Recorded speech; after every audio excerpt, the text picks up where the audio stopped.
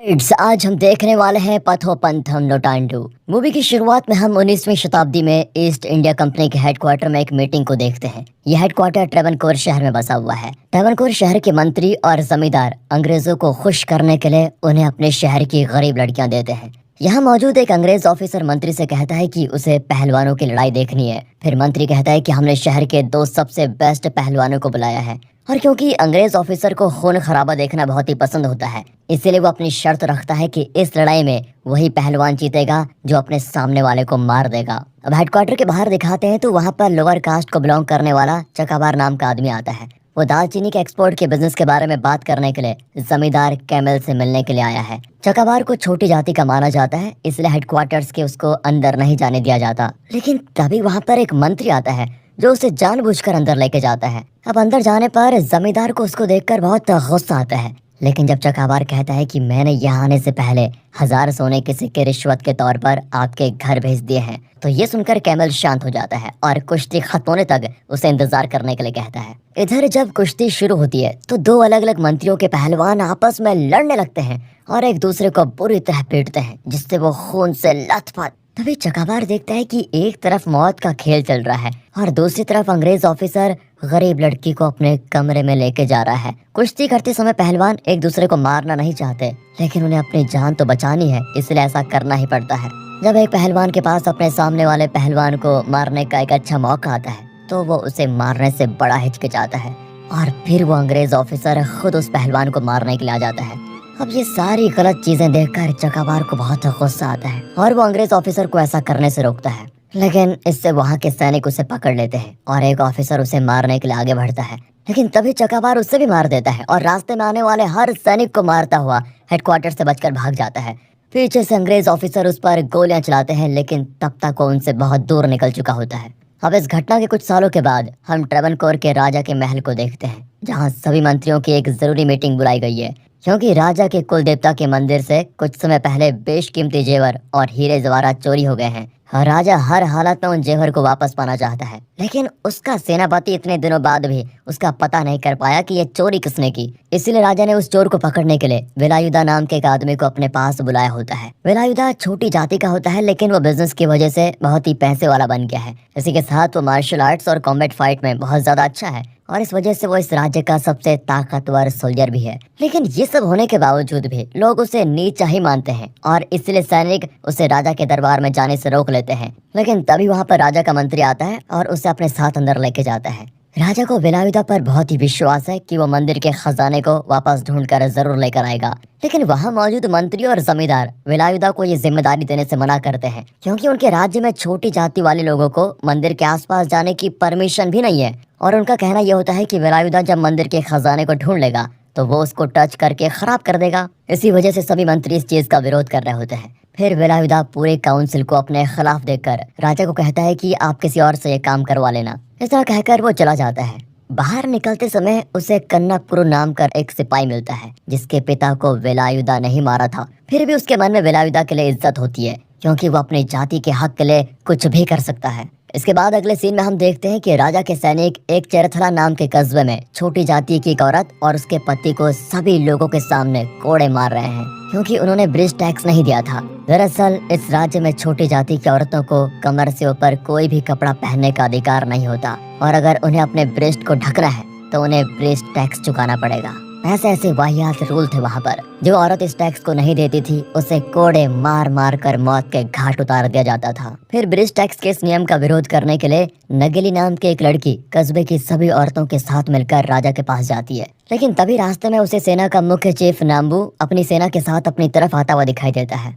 नाम्बू वहाँ आकर उन्हें टैक्स देने के लिए कहता है, लेकिन नगेली और बाकी औरतें टैक्स देने से इनकार कर देती हैं। इसलिए नाम्बू अपने सैनिकों को उन पर छोड़ देता है। सभी सैनिक औरतों को पीट पीट कर उनके कमर के ऊपर बंधे हुए कपड़ों को उतार देते हैं। नगेली जब नाम्बू की सेना को मार रही होती है तो नाम्बू उसके लड़ने के तरीके को देखकर बड़ा अट्रैक्ट होता है और उसे अपने साथ चलने के लिए कहता है। लेकिन जब नगेली उसके साथ जाने से मना करती है तो बदला लेने के लिए नाम्बू सभी लोगों के सामने नगेली के ब्रेस्ट के ऊपर के कपड़े उतार देता है। तभी वहाँ पर वेलायुधा आ जाता है और वो नगेली को बचा देता है। फिर वेलायुधा नाम्बू और उसके सभी सैनिकों को मारकर भगा देता है। इसके बाद सेनापति इस घटना की खबर राजा को देता है और कहता है कि वेलायुधा ने कानून तोड़ा है, इसलिए उसे बंदी बना लेना चाहिए। फिर राजा सेनापति को समझाता है कि जब हमारे पूर्वजों के पास पैसे की कमी हो गई थी तब उन्होंने ये ब्रिज टैक्स लागू किया था, लेकिन अब हमारे राज्य को चलाने के लिए पूरे पैसे हैं, तो इसीलिए जब उन औरतों ने इस टैक्स का विरोध किया तो इसमें कोई बुराई नहीं है। पर अगर हम वेलायुधा को बंदी बना लेंगे तो हमारे पास पैसे की कमी हो जाएगी, क्योंकि वेलायुधा ही एक लौता आदमी है जो जरूरत पड़ने पर एडवांस में टैक्स भरता है। इसलिए इस समय वेलायुधा को बंदी बनाना सही नहीं है, लेकिन सही समय आने पर हम उसे जरूर बंदी बनाएंगे। उधर नगेली छिपते छिपाते ऊंची जाति के जमींदार की बेटी सरस्वती से मिलने के लिए उसके घर जाती है, क्योंकि दोनों बहुत ही अच्छे दोस्त होते हैं। सरस्वती उसे पहनने के लिए अपने पुराने कपड़े देती है और कहती है कि इन्हें सिर्फ रात के समय पहनना, क्योंकि अगर किसी ने तुम्हें इन कपड़ों में देख लिया तो बड़ी प्रॉब्लम हो जाएगी। सरस्वती का कहना मानकर नगेली उन कपड़ों को रात में ही पहनती है और बड़ी खुश हो जाती है। इसके बाद देखते हैं कि वेलायुधा के दादाजी मंदिर में होने वाले कथकली डांस को देखना चाहते हैं, इसलिए वो उससे मंदिर जाने के लिए परमिशन मांगते हैं, लेकिन वेलायुधा उन्हें जाने से मना कर देता है, क्योंकि मंदिर में सिर्फ ऊंची जाति वाले लोगों को ही जाना होता है। वेलायुधा के दादाजी का डांस देखने का बहुत ही ज्यादा मन होता है, इसलिए वेलायुधा की पत्नी उसे कैसे भी करके मना ही लेती है। अब मंदिर के अंदर जाना तो अलाउड नहीं है, इसलिए वेलायुधा के दादाजी अपने साथ कुछ लोगों को लेकर मंदिर के सामने वाली टूटी हुई दीवार से कथकली डांस को देखने लग जाते हैं। जब राजा के आदमी को इस बात का पता चलता है तो वो वेलायुधा के दादाजी के पास जाते हैं और उससे कहते हैं कि नियम पता होने के बावजूद भी तुमने डांस देखकर बहुत बड़ी गलती कर दी है। वेलायुधा के दादाजी को उनकी बात सुनकर बड़ा बुरा लगता है, इसलिए वो यहाँ से जाने लगते हैं। लेकिन राजा के आदमी को ये देखकर जलन होती है कि उसने जमींदार जैसे कपड़े पहने हुए हैं, इसलिए वो गुस्से में उसके सिर से पगड़ी उतार देता है और उसे मारने भी लगता है। तभी वहाँ पर वेलायुधा आ जाता है और राजा के आदमी को कहता है कि भले ही मंदिर तुम्हारा है, लेकिन मंदिर के बाहर की जमीन मेरी है, इसलिए तुम हमें दीवार के पास खड़ा होने से नहीं रोक सकते, समझे? और अगर तुम्हें इतनी दिक्कत है तो उस टूटी हुई दीवार को सही करा लेना चाहिए। ये सुनकर राजा के आदमी का मुंह बंद हो जाता है, क्योंकि उसके पास दीवार बनाने के लिए पैसे ही नहीं है और ना ही मंदिर के पुजारी के पास। वेलायुधा पहले तो दीवार बनाने के लिए पुजारी को पैसे देता है, फिर कथकली के डांसर को 10 गुना ज्यादा पैसे देकर मंदिर के बाहर अपने दादाजी के लिए स्पेशल डांस प्रोग्राम करवाता है। ये देखकर राजा के आदमी को चुपचाप जाना पड़ता है। अगले दिन सेनापति के 4 आदमी कोचुन्नी नाम के चोर को ढूंढने के लिए उसके पीछे जाते हैं, लेकिन अगले सीन में देखते हैं कि उन चारों आदमियों को मारकर गांव के बीच में उल्टा लटका हुआ है। दरअसल जिस आदमी के पीछे सेनापति लगा हुआ है यानी कि कोचुन्नी, वो छोटी जाति का था और उसने राजा के मंदिर से गहने चुराए थे, लेकिन जब उसके पीछे सैनिक पड़ गए तो उसने गहनों को वहीं पर छिपा दिया। इस बात को बहुत दिन बीत चुके थे, इसलिए कोचुन्नी को नहीं पता था कि वो गहने अभी भी वहाँ पर हैं कि नहीं। अब अगले दिन सैनिक आकर वेलायुधा को गिरफ्तार करके काल कोठरी में डाल देते हैं, क्योंकि उसने बहुत सारे नियमों को तोड़ा है। जेल में उसे मंत्री के आदमी बहुत ज्यादा मारते हैं। वहाँ उसे कन्नप क्रूप नाम का एक सैनिक बताता है कि ये लोग तुम्हें मारने वाले हैं, इसलिए तुम इनका दिया हुआ खाना बिल्कुल मत खाना। उधर राजा कुल देवता के गहनों के लिए बहुत ज्यादा परेशान है, इस वजह से उसका काम में मन ही नहीं लगता। रानी जब राजा की ऐसी हालत को देखती है तो वो अपने एक आदमी को भेजकर वेलायुधा को जेल से छुड़वा देती है और उसे गहने चुराने वाले चोर को पकड़ने का काम सौंपती है। उस दिन काउंसिल में जो कुछ भी हुआ वो सोचकर वेलायुधा ये काम करने से मना कर देता है, लेकिन रानी उसे कैसे भी करके मना लेती है। इसके बाद रात होने पर कोचुन्नी महल में उस जगह पर जाता है जहाँ उसने गहनों और हीरो से भरे हुए बॉक्स को छुपाया था। जब वो उस बॉक्स को निकालता है तो उसे कन्नप क्रूप देख लेता है और वो इसे पकड़ लेता है। फिर इन दोनों में बहुत लड़ाई होती है, लेकिन जब कोचुन्नी उसे खजाने का आधा हिस्सा देने को कहता है तो वो मान जाता है। अगले दिन वेलायुधा उस कस्बे में जाता है जहाँ के लोगों को खाने पीने के सामान के पैसे कोचुन्नी देता है, और वो भी चोरी के पैसों से, और इसके बदले में ये लोग कोचुन्नी के लिए कुछ भी करने को तैयार हैं। फिर वेलायुधा उन सभी से पूछताछ करता है, पर वो कोचुन्नी के बारे में कुछ भी बताने को तैयार नहीं होते। इसलिए वेलायुधा उन्हें 1 साल का राशन देता है और आने वाले समय में भी उनकी मदद करने का वादा करता है। ये सुनकर वो उसे कोचुन्नी की बीवी काटा के पास लेके जाते हैं और वो उसे कोचुन्नी का पता बता देती है। इसके बाद वेलायुधा उस जगह पर जाता है जहाँ कोचुन्नी और क्रूप साथ मिलकर किसी अंग्रेज को वो गहने बेचने की डील कर रहे होते हैं। क्रूप जैसे ही वेलायुधा को आता हुआ देखता है तो अंग्रेज को लेकर यहाँ से भाग जाता है। वेलायुधा सबसे पहले कोचुन्नी के आदमियों को मारता है और उसके बाद वो कोचुन्नी के पीछे जाता है। उन दोनों में कुछ देर 1 to 1 खतरनाक फाइट चलती है, जिसमें कोचुन्नी मौका देखकर अपने घोड़े से यहाँ से भागने वाला होता है, तभी पीछे से वेलायुधा गले में रस्सी डालकर उसे गिरा देता है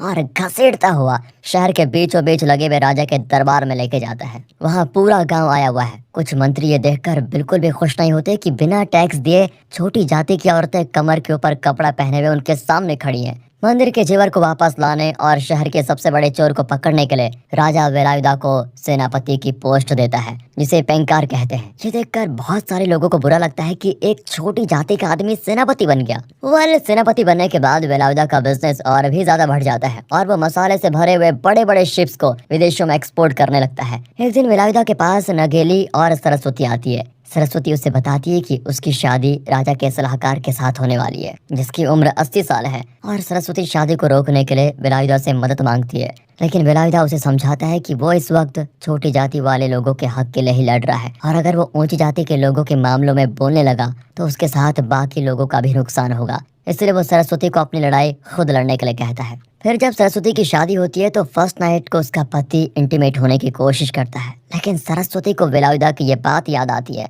और वो अपने पति को गला दबाकर मार डालती है। इधर जब करूब जेल में कोचुनी से मिलने जाता है तो कोचुनी उसको एक जगह के बारे में बताता है जहां उसने सोने के सिक्के छुपाए हुए हैं। वो करूब से कहता है कि तुम्हें इन सिक्कों के बदले वेलायुधा को जान से मारना होगा। अगले दिन छोटी जाति की कुछ लड़कियां पूरे कपड़े पहनकर जा रही होती है तो उन्हें सामने से मंत्री अपनी सेना के साथ आता हुआ दिखाई देता है। अब मंत्री को यह देखकर गुस्सा आता है कि इन्होंने पूरे कपड़े पहने हुए हैं और वो इसके लिए उनसे टैक्स मांगता है, लेकिन वो टैक्स देने से मना कर देती है। तो मंत्री को गुस्सा आता है, इसलिए वो उनके हाथ बांधकर लोहे की गर्म रॉड को उनके शरीर से लगाता है। इसके बाद रात होने पर करूब कोचुन्नी की बताई हुई जगह पर जाता है जहाँ उसे सोने के सिक्कों के साथ एक बंदूक भी मिलती है। इसके कुछ दिन के बाद जब वेलायुधा अपने बिजनेस का काम कर रहा होता है तो उसके पास नगेली और कुछ लड़कियां आती है। नगेली बताती है कि मंत्री ने इन लड़कियों की नाक कटवा दी क्योंकि इन्होंने नाक में सोने की ज्वेलरी पहनी हुई थी।